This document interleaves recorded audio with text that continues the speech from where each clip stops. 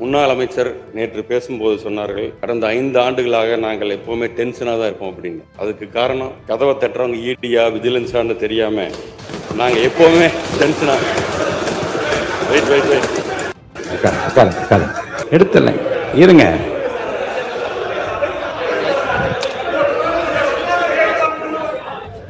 உங்களுக்கும் சிபிஐ வழக்கு இருக்கிறது, உங்களுக்கும் இன்கம் டேக்ஸ் வழக்கு எல்லாம் தொடர்ந்து உங்களுக்கும் இருக்கின்றது. சிபிஐ வழக்கு இருக்குதுலாம் கரெக்டு தான். எங்களுடைய டென்ஷன், எங்களுடைய முதல்வர் தொகுதியில் என்ன பிரச்சனை, மக்கள் பிரச்சனை இருக்குது, அது உடனுக்குடன் பார்க்கறியான்னு கேட்டார்ன்றதுக்கோசம்தான். முன்னாள் முதல்வர் எங்கும் இருக்கிறார், எல்லா திட்டங்களும் இருக்கிறார், நீக்கமர நிறைந்திருக்கிறார், எல்லா இடத்துலையுமே இருக்காருன்னு சொல்லி பேசினார். அது ரொம்ப சந்தோஷம். ஆனால் மக்கள் மனதில் இல்லை. மக்கள் மனதில் இருந்தால் மட்டும்தான் இந்த சட்டமன்றத்துக்குள்ள வர முடியுங்கிறது உங்களுக்கும் தெரியும், எங்களுக்கும் தெரியும். அதனால மக்கள் மனதில் இடம்பெற்றிருந்தா இந்த பிரச்சனையை வந்திருக்காது. இங்க வந்து உட்கார்ந்து இருக்கலாம். நீ குறுக்க பேசாதீங்க. மாண்புமிகு உறுப்பினர்கள் கடந்த ஆண்டு ஆட்சியில் இருக்கும்போது யார் கூட சுற்றிக்கிட்டு இருந்தார் என்பது உலகத்துக்கு தெரியும். எங்களுடைய ஊரக தொழில்துறை அமைச்சர் ஐபிக்குடன் அவர் கூட இருந்தார், பழகினார் என்றார். உறுப்பினர் அவர்கள் சொன்னார், கடந்த கால ஆட்சியினுடைய முதல்வர் மக்கள் மனதிலே இல்லை என்றெல்லாம் சொன்னார். நீங்கள் வாங்கினது 108, எதிரில் இருக்கிற உங்களோட அதிகமாக வாங்கியிருக்காங்க. தனித்தனியாக பிரிஞ்சிருக்கே தவிர உங்களோட அதிகமான வாக்குகளை பெற்று தான் நீங்கள் வந்திருக்கிறார்கள். எனவே நீங்கள் அதிமுக நான் 79 72 இடங்கள் இருக்கிறது. அவை முன்னவர் அவை 70 இருங்க, ஒரு நிமிஷம் நான் சொல்லிடுறேன், நீங்க சொல்லுங்க. நான் சொல்லிடுறேன். நீங்கள் வாங்கிய வாக்குகள் 108 இடம், 35% அங்க வாங்கியிருக்கிறது கூட வாங்கியிருக்காங்க. தனித்தனியா பிரிஞ்சிருக்கு. எங்ககிட்ட இருக்கிறவங்க தான் உங்ககிட்ட வந்து ஆதரவு தெரிவிச்சிருக்காங்களே தவிர எங்கள் தலைவர் எப்போதும் மனதில் இருக்கிறவர், எப்போதும் மக்கள் இருக்கிறவர். நீங்களே சொன்னீங்க, ஐயா தந்தை பெரியார் அதற்கு பிறகு தொடர்ந்து திராவிட இயக்க கொள்கையில இருந்துதான் வந்தவன் என்று. எனவே மக்கள் மனதிலே இருக்கிற காரணத்தால் தான், நீங்களும் அதிலே இருந்த காரணத்தால் தான் இன்றைக்கு கூட நீங்கள் சட்டமன்ற உறுப்பினராக வந்திருக்க முடியும். மாண்புமிகு முன்னாள் அமைச்சர் நேற்று பேசும்போது சொன்னார்கள், கடந்த 5 ஆண்டுகளாக நாங்கள் எப்பவுமே டென்ஷனாக தான் இருப்போம் அப்படின்னு. அதுக்கு காரணம் கதவை தட்டுறவங்க ஈடியா விஜிலன்ஸான்னு தெரியாம நாங்கள் எப்பவுமே டென்ஷனா. வெயிட் வெயிட் வெயிட்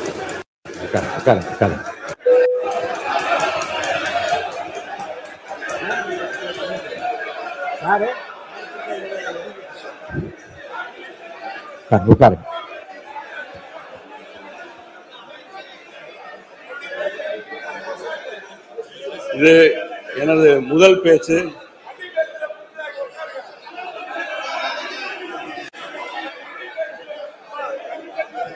உட்காருங்க, எல்லாம் உட்காருங்க.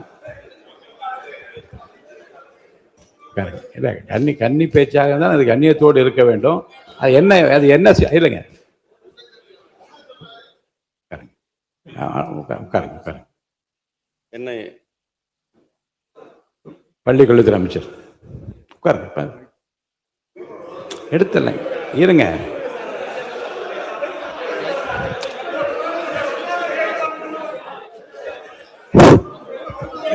மாண்புமிகு பேரவை தலைவர் அவர்களே, எதிர்கட்சி தோழர்களுக்கு ஒன்னு சொல்லுகிறேன். அவர் கன்னி பேச்சு இப்போது பேசுகிறார். சூலூர் சட்டமன்ற உறுப்பினர். அவர் பேச்சில் ஆட்சேபனை இருந்தால் பேரவை தலைவர் அவர்கள் அதை ஆய்வுக்குட்படுத்தி பின்னர் பேரவை தலைவர் ஒரு நல்ல முடிவை தெரிவிக்க போகிறார். இது உங்களுக்கும் தெரியும். வார்த்தை அவர் இருங்க. உட்காருங்க. அவர் பேசிய அந்த சொற்றொடர் மட்டும் நீக்கப்படுகிறது. தொடர்ந்து பேசுங்க. தொடர்ந்து பேசுங்க. நீக்கியாச்சு. உட்காருங்க. அங்க இருந்து பேசாதீங்க, கை நீட்டி பேசாதீங்க. உட்காருங்க. தயவுசெய்து உட்காருங்க. மாண்பு உறுப்பினர். மாண்புமிகு பேரவைத் தலைவரே, இந்த லைவுக்கு முன்னால அதுக்கு முன்னால இது மாதிரி பேசினாக்கா பேரவைத் தலைவர்கள் அறைக்கு சென்று டெக்ஸ்டை படிச்சுட்டு எதை நீக்கலாம் எதுன்ற நிலைமைன்றது ஏற்கனவே. அப்பொழுது பத்திரிகை நண்பர்கள் அதை வெளியிட மாட்டாங்க. இப்போ அப்படி இல்லை.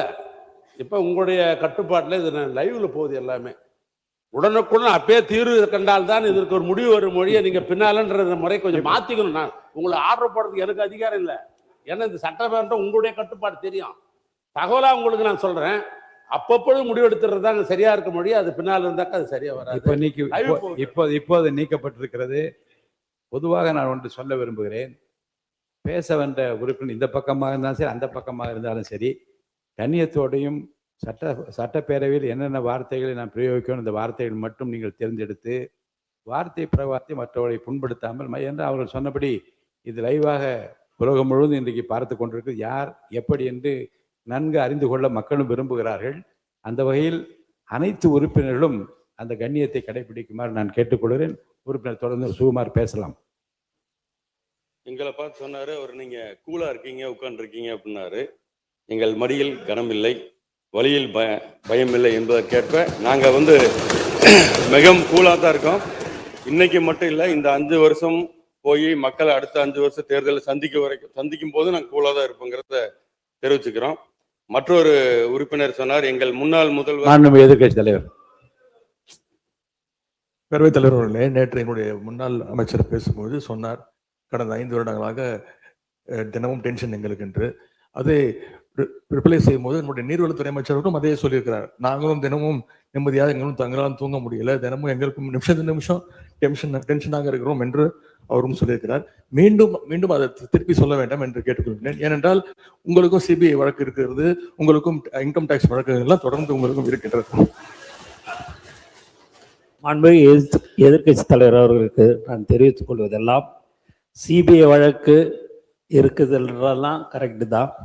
எங்களுடைய டென்ஷன், எங்களுடைய முதல்வர் தொகுதியில் என்ன பிரச்சனை, மக்கள் பிரச்சனை இருக்குது, அது உடனுக்குடன் பார்க்கறியான்னு கேட்டாருன்றதுக்கோசம்தான் நான் உங்களுக்கு அப்படி சொன்னனே ஒழிய, நான் வேற எந்த அர்த்தத்துலையும் எங்களை பயமுறுத்தியோ டென்ஷன் படுத்தியோ இல்லை. அவர் முதல்லாம் பார்த்தீங்கன்னா எங்கள் சட்டமன்ற உறுப்பினர்லாம் எப்போ எங்களுடைய தலைவர் பேசுவார்னு நினச்சிருந்தாங்க.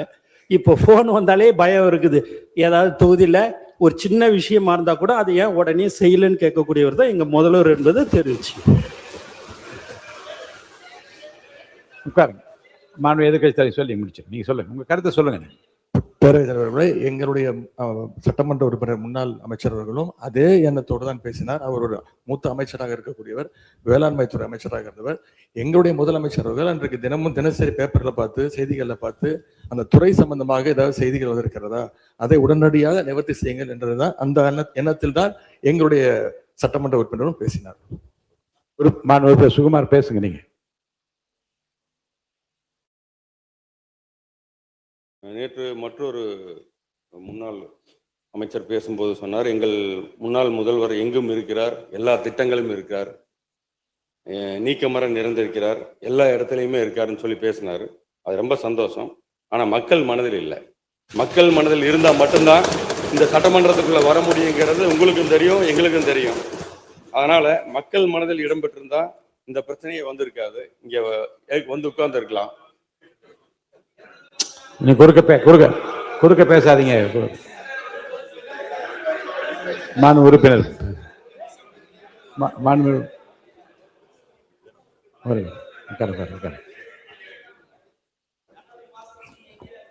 மாண்புமிகு பேரவைத் தலைவர்களே, மாண்புமிகு உறுப்பினர்கள் கடந்த ஆண்டு ஆட்சியில் இருக்கும்போது யார் கூட சுத்திக்கிட்டு இருந்தார் என்பது உலகத்துக்கு தெரியும். எங்களுடைய ஊரக தொழில்துறை அமைச்சர் ஐபி குடன் அவர் கூட இருந்தார், பழகினார் என்றார்.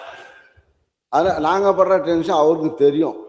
நாங்கள் எதுக்காகனா மக்களுடைய பிரச்சனைகளை அன்றாடம் பார்க்க வேண்டும், அமைச்சர்களும் சட்டமன்ற உறுப்பினரும் இருக்க வேண்டும் என்று எங்களுடைய தலைவர் அவர்கள் கூறிய அனுப்பி நாங்கள் பண்ணிடுறோம். அது எப்படி எங்கள் திட்டமும் மக்களுக்கு செல்ல வேண்டும். கிட்டத்தட்ட இப்போ யார் மனதிலே இல்லைங்கிறார். 1,31,00,000 பெண்களுடைய மனதிலே அவர் குடியிருந்து கொண்டிருக்கிறார்கள். அதே போல புதுமை பெண் திட்டம் விளக்க வேண்டாம். சொல்லிட்டீங்க, அவர் கருத்துக்கு தப்பு சொல்லிட்டீங்க, அதோட நிறுத்திடுங்க. போதும் உட்காருங்க. மாண்பு உறுப்பினர் கருத்து சொல்லுகிற போது ஒரு கான்ட்ரவர்சி இல்லாம நீங்க முடிச்சிருங்க. ஏன்னா நீங்க சொல்லுகிற போது மிகப்பெரிய திராவிட பாரம்பரியத்து குடும்பத்திலிருந்து வழித்தோன்றலாக இருக்கின்றீர்கள். அந்த கண்ணியத்தையும் கௌரவத்தையும் காப்பாற்ற வகையில் நீங்கள் தொடர்ந்து பேச வேண்டும் என்று நான் கேட்டுக்கொள்கிறேன். இல்ல இப்போ ஒருத்தர் அங்க பின்னாலன்னு சொன்னாங்க, நீ எங்க பின்னாடி முன்னாடிலாம் வேண்டாம், என்னை பார்த்து எனக்கு நீங்க பதில் சொல்லுங்க, தொடர்ந்து பேசுங்க. இல்ல நான் இருந்த திமுக தான் இல்லைன்னு நான் சொல்லல. அதாவது என்னைக்கு வந்து சப்ஜெக்ட் வாங்க, அவங்களுக்கு பதில் சொல்ல வேணாம். நீங்க அது சொன்ன நீதிநிலை அறிக்கை வேளாண் பேசுங்க. நான் எல்லாத்தையும் என்னை விட ஒரு வயசு பெரியவங்களா இருக்கிறதுல இருந்து எல்லாத்தையும் நான் மதிக்கக்கூடியவங்க தான். நான் அதுல வந்து நான் தவறா எந்த கருத்து நான் சொல்ல. நான் இருக்கிறது மக்கள் நினைக்கிறதையும் மக்கள் என்ன மாதிரி நடந்துகிட்டாங்கிறதையும் தான் நான் சொல்றேன். நான் போதும், உட்காருங்க, மாண்பு விருப்பம் உட்காருங்க, வேண்டாம். இப்ப அவர் வந்து இல்ல அவரை திருத்தி கொள்ளுகிறப்ப நீங்க விடுங்க.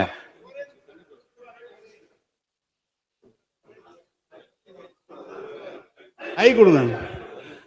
உறுப்பினர் அவர்கள் சொன்னார், கடந்த கால ஆட்சியினுடைய முதல்வர் மக்கள் மனதிலே இல்லை என்றெல்லாம் சொன்னார்.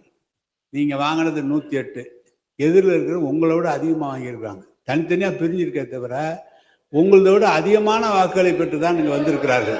எனவே நீங்க அதிமுக நான் 79 72 இடங்கள் இருக்கிறது. அவை முன்னவர் அவை 70 இருங்க, ஒரு நிமிஷம் நான் சொல்லிடுறேன், நீங்க சொல்லுங்க. நான் சொல்லிடுறேன்.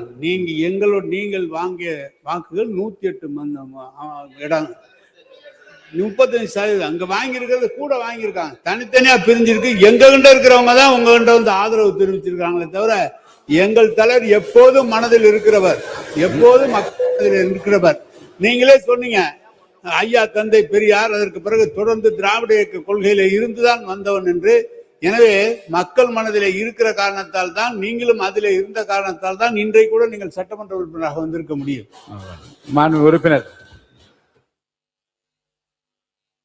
அங்க விசில் சின்னத்துக்கு மட்டுமே எல்லா தொகுதியிலும் ஓட்டு கேட்டு வந்திருக்கு. அவை முன்னவர் ஒரு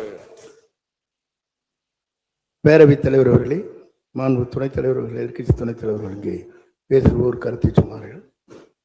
108 பெரிதா எங்களது பெரிதா என்று கேட்டார்கள். சின்ன குழந்தையை கேட்டால் கூட 108 தான் பெரிதுன்னு சொல்லுவாங்க. ஒன்று, 97 பேர்களை வைத்துக் கொண்டு ஒரு ஆட்சி நடத்தியவர் நீங்கள் என்பதை மறந்துவிடக்கூடாது. மாண்பு உறுப்பினர் சுகுமார், விவாதத்துக்கு வாங்க, பொருள் குறித்து பேச ஆரம்பிங்க.